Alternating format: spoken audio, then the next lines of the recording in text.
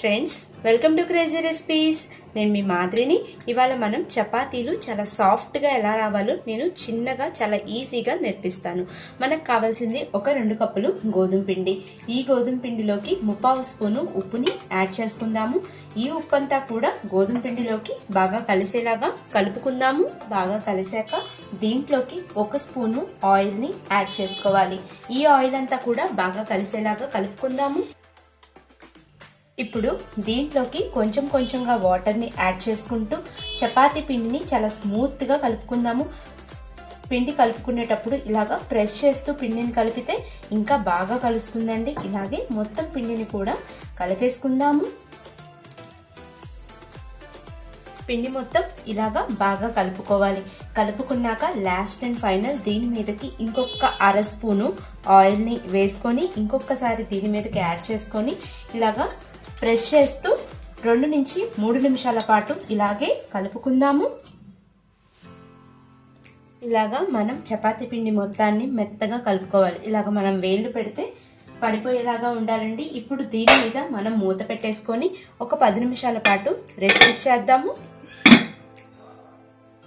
మనం తయారు చేసుకున్న చపాతీ పిండిని ఇలాగా ఒకటి పెద్ద ఉండ, అలాగే ఇంకొకటి చాలా చిన్న గోలి అంత ఉండని తీసేసుకోవాలి. ఇప్పుడు వీటితోటి మనం చాలా మెత్తగా ఉండే చపాతీల్ని తయారు చేసుకుందాం. ఇలాగా మధ్యలోకి ఒత్తేసుకొని కొంచెం ఇలాగా స్ప్రెడ్ చేసేసుకుందాము. స్ప్రెడ్ చేసుకున్న తర్వాత దీని మీదకి లైట్గా ఆయిల్ని అప్లై చేసేసుకుందాము. ఇప్పుడు పైన మళ్ళీ కొంచెం పొడి పిండిని చల్లేసుకుందాము. ఇప్పుడు ముందుగా మనం తయారు చేసుకున్న ఈ చిన్న చపాతీ ఉండని ఇక్కడ పెట్టేసుకొని ఇలాగా ఫోల్డ్ చేసేసుకుందాము. మొత్తానికి కూడా నీట్గా ఫోల్డ్ చేసుకున్నాక దీన్ని క్లోజ్ చేసేసుకుందాము. ఇప్పుడు దీని మీద మనం కొంచెం పొడి పిండిని చల్లుకుంటూ రౌండ్గా షేప్ చేసేసుకుందాము.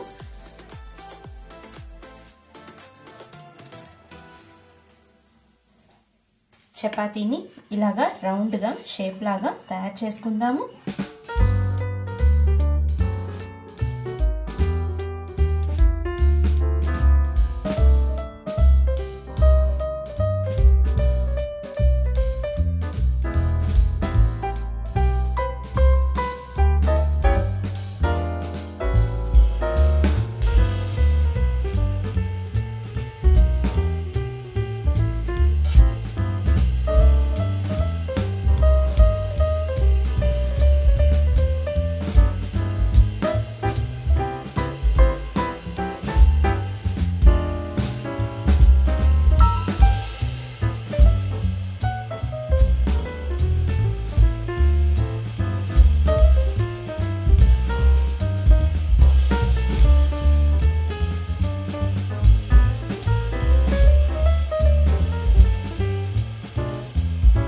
అయ్యేదాకా ఫ్రై చేసుకోవాలండి.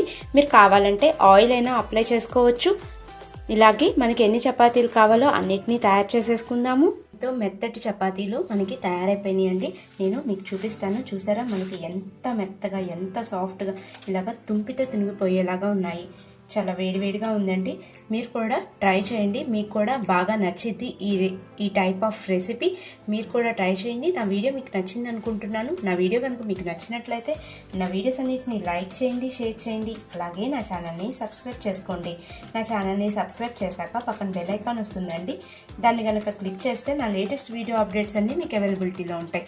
Thank you for watching my videos. By by.